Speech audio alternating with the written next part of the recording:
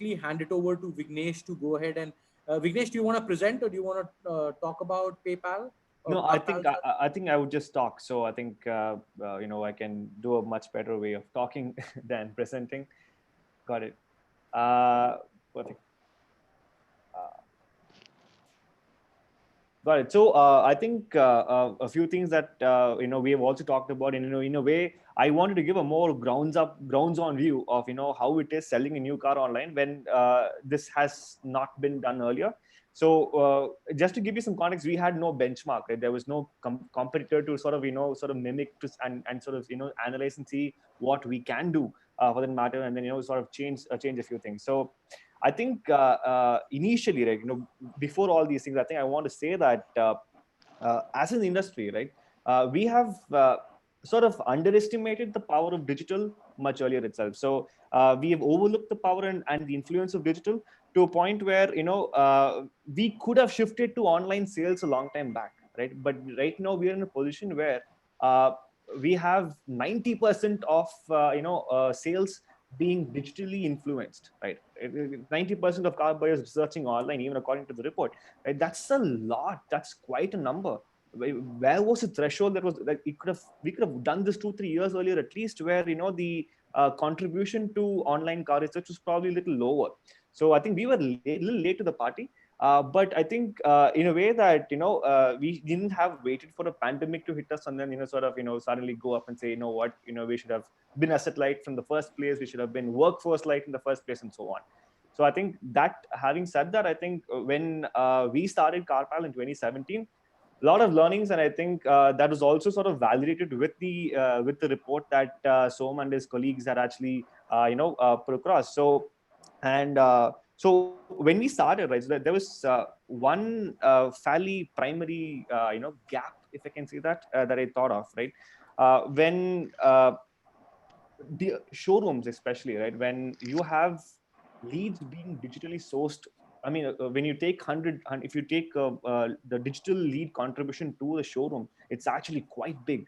And apart from the walk-ins to the showroom. So my point is, it went to a point where where to showroom A, you are a digital lead, and then to showroom B, you're a walk-in lead. So that way itself, the whole metric system was totally skewed, and you cannot exactly understand what's happening. But what I could understand was from the ground that people are not walking in to discover a car. People already discovered the car. People discovered the competing vehicles of the car, and then walk into a showroom only to sort of have the touch and feel of what exactly is this car about, whether I can fit inside, whether my family can sit inside, and so on. So that was more of a go or no go situation where a customer actually goes into a showroom to understand a car better. So Vignesh, I just wanted to understand one thing. Can you please give me an idea, like, a lead is generated through digital. What percentage of it has possibility of converting, or what percentage converts versus leads generated at the showroom? If okay, you, so I think if I can speak from CarPal side, right? So what we have a small advantage where we are multi-brand. So it's usually when it comes to a conversion loss. So for a digital lead to a dealership, the conversion percentage is probably around 2 to 3. And I'm being fairly realistic. There are companies that can have 5, probably a Maruti Suzuki can have 5. But for if you take a Ford or a Volkswagen or even a Honda, I think the conversion percentage is around 2 to 3%. So therefore, yes, like how Som suggested earlier, the effort that you take in for a digital lead itself as an invisible car salesman is higher. So you have to be fairly quick, fairly very astute in the whole way of dealing with this entire thing. In our situation, our conversion ratios are fairly higher because we are multi-brand. A dealer can lose a sale because this person wants to pick a competing brand. So Honda dealership could lose a sale to a Hyundai. In our case, it doesn't happen so much because we can sell a Hyundai car as well. So in our case, the conversion ratio is lower, but I'm sure. Sorry, Som, you're saying something? Yeah, Nabil, just to answer your question, I think of what I know of the industry, if you have a walk-in customer, the conversion ratio is about 17%. and if you have a only a pure play digital customer, it's about between 2.5 to 3.5%. So but the number of leads that come through digital now in the last 5 years has doubled every year. So the base of leads has doubled quite a lot, but the conversion percentage hasn't really improved as much. And So there's also a clarification. A lot of these leads become multimodal. Like the yeah. same person would have looked online and then also walked in, but registered him as a walk-in inquiry. Also, one thing, what would be the investment in generating 100 leads digitally and 100 walk-ins? So I'll answer that question in a different fashion. If you look at the marketing expense to generate a online lead Yeah, and a that's so marketing expense to generate an online lead is probably 14 to 15% of marketing expense to generate a physical lead at the showroom. So from that perspective, if you combine marketing expense to number of leads to conversion, the digital business has started to do well in the last 2 years or so. But to be frank, there's honestly, I feel there's no such thing as a pure walk-in customer anymore. It's not like I go into a Maruti Suzuki showroom and discover the Swift, right? It's but already can been you done say somewhere. pure digital customer also? Sorry, Navi, I can catch that. Can you say that they are pure digital customer that you have made? Means no physical touch point, nothing. You completely completed the deal or the transaction online. Has Okay, it so happening or is it possible? When can we see that?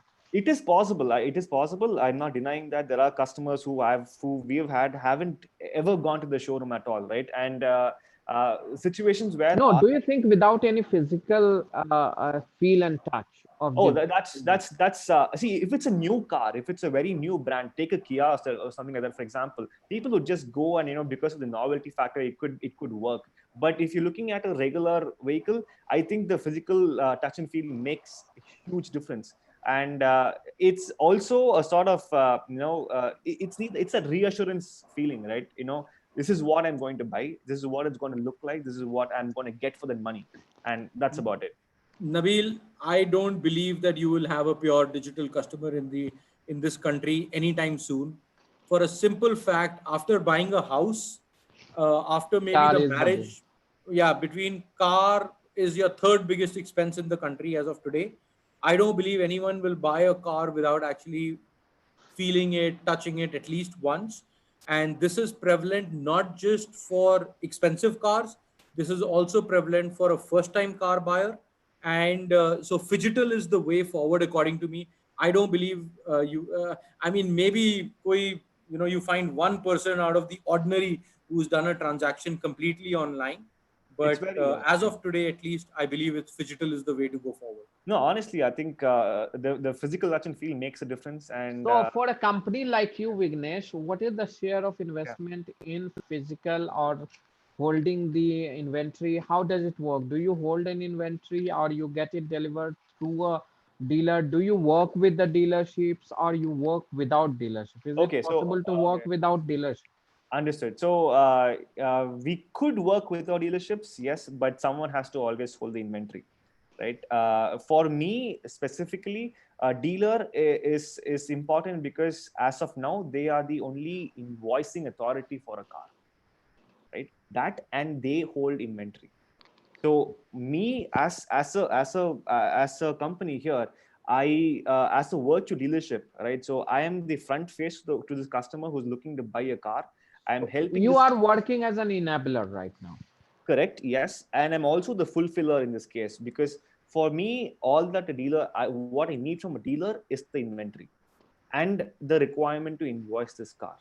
I can Do do the you rest. need dealer or you can directly deal with the OEMs I also? can directly deal with the OEMs, provided there is some sort of a power of invoicing that I have for the car, right? So ultimately, whatever car you're buying has to be from an authorized dealership. Only then your warranty is valid. Only then whatever service requirement that you have is going to be valid. So that's what I'm saying. That's the how are you going to fill that gap? How are you going to give them that assurance that you can function independently, you can provide the entire life cycle support when it comes to a product, automobile products. It's a huge Correct. product, it doesn't cost you few thousand, it costs Mm. in the lakhs. No, I think the first step forward is the sale, right? And then we can get into the service and all those things, which are heavy touch, right? You cannot service the car by just looking at it by just He wants to have the cream on the top. He wants to have the cream on the top to sell the car and then get out of the business. correct. I mean, that's that. Selling the car But is the point of a start of a relationship, right? But So why don't you think that digital is a very democratic medium? I think why will dealers not have that opportunity to explore that? Because I see a lot of physical dealers coming up digitally very strong. They are spending on digital discovery platform. They are yeah, spending on technology in terms of data-driven decisions, data-driven reaching out to the customer. They know if suppose you are googling a car in the area where this you're location, staying, yeah, yeah, the dealership knows immediately and they will call you in 5 minutes. They will start popping up their details on everywhere you go on social media, on everywhere.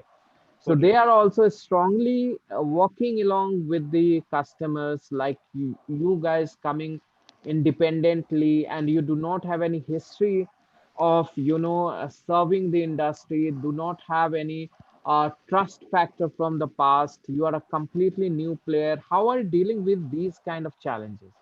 So These I are part question. Just Actually, guys, this is the last question because we are way above time now. And Nabil, you could wrap this up after this question. okay. Mm. No, I think one thing that Nabil spoke about was the trust factor, right? And I think what was the if you can, maybe there are multiple questions there. If you can just sort of segment the first one out, right? That'll be useful. I think how are you going to face these challenges when you see that the physical dealerships are equally becoming capable on digital platforms, Okay. and they have a history of serving people, they have a recognition, they have a brand value, they have the connect with the people, but you do not have that. You are a new entrant, new player, just being there, and people know that you are not holding the inventory, you are not going to be with them at the service. So how do you deal with that?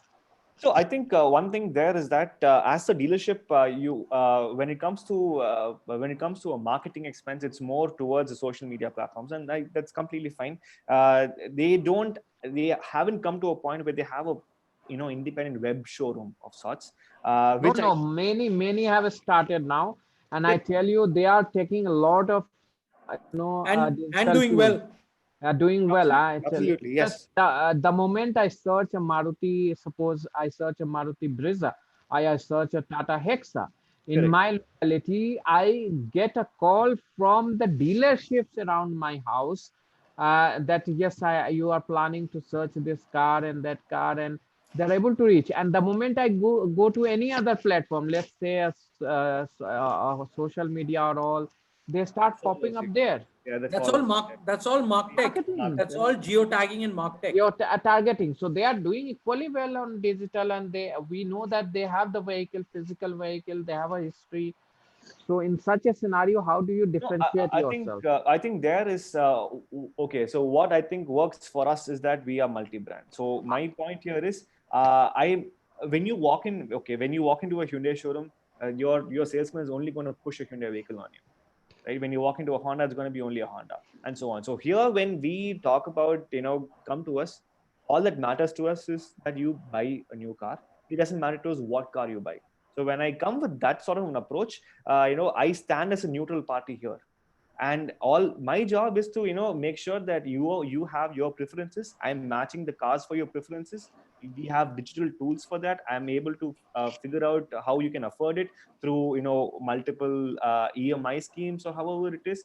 I'm putting all that in one platform so that this customer is gets the variety in one screen, understands which could work for them, which could work for him or her better, and then have that test drive, test drive multiple cars at home if needed, and then take that, decision forward.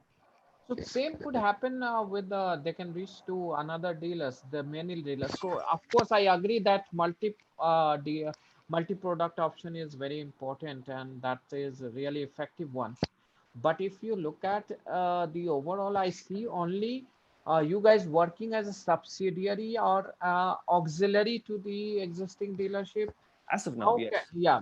How do you, but do you see that you will become an important stakeholder? You will become the driver of the business.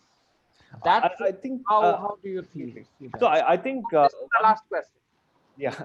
So I think we have the ability to do that. It's fine from a numbers perspective. We have sold around 600 cars ever since inception. So that confidence is there, and when you sell But you 600 sold cars, that is also a sales of dealership.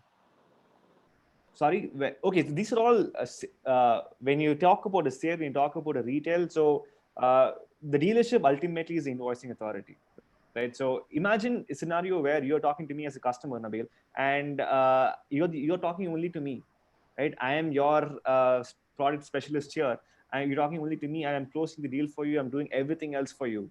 And then it's only the fact that I'm sourcing my car from a dealership. You may not even know which dealership it is. So the another question that you thought that you were gonna that we mentioned about earlier was about you have these dealers with the history, with the legacy of being in the city for so many years, right? And then that emotional connect and so on. I feel that the emotional Oh, connect is no, not. but they are also digital now. They are also available equally. They're also present digitally. I'm not denying it. They can also be found online either through their own independent sources or from the manufacturers digital leverage here when it comes to how much they spend for the dealerships and so on. For example, Maruti spends quite a bit on the the geotagging for from a location perspective also. So a dealership is, my point here is uh, the buyers, okay, to be frank, the buyers in a metro area have understood that it doesn't matter where you buy your car from, as long as it's an authorized dealership. Second, it doesn't matter where you service your cars. It doesn't matter if you bought a car from a ABC Honda. You only have to go to a ABC Honda for service. You can go anywhere. Your warranty, everything is from the manufacturer. All that the dealership is right now, a sales touch point and a service touch point, and that's about it. Thank you, Vignesh. That's not just submission, last submission. I think that's not absolutely true.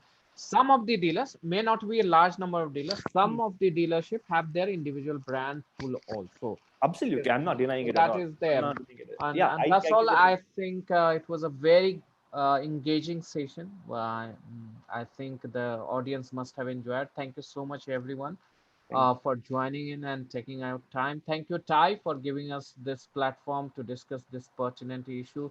Thank you, Som, for your nice presentation, and hope the phygital term gains momentum and I hope becomes so. a strong in Indian automotive There are space. manufacturers using it right even now. Yes, yes. And the future of mobility is in for a complete change. And we have seen what was normal in the pre-COVID era. How do we see after this whirlwind that has been created, how things fall into place that we have to see that will be visible and stable only after we eject from this. Thank you so much, everyone, for joining ET Auto. Stay healthy, stay safe, stay indoors if possible. Thank you so much once again. Thank Yes, sir. you. Thank you. Thank you so much, sir. So, on behalf of TiE Chennai, I would like to thank Mr. Som, Mr. Vignesh, and Mr. Nabil for taking their time off their busy schedule. I'm sure there were a lot of takeaways. I'm expecting a positive feedback from our participants because it was a wonderful session. Thank you all for the Thank you. thank you Thank for Thank your you. you. time. So, Thank you. also I would like to thank Ms. Divya and Shreya for helping us organize this event, and our charter member Ms. Viji for putting up the show for us. So thank you so much all. Thank you. Thank you all. Thank Appreciate it. you. Thank you. Thanks, Divya. Bye, Nabil. Thank you, Bye guys. bye. Take care. Bye soon.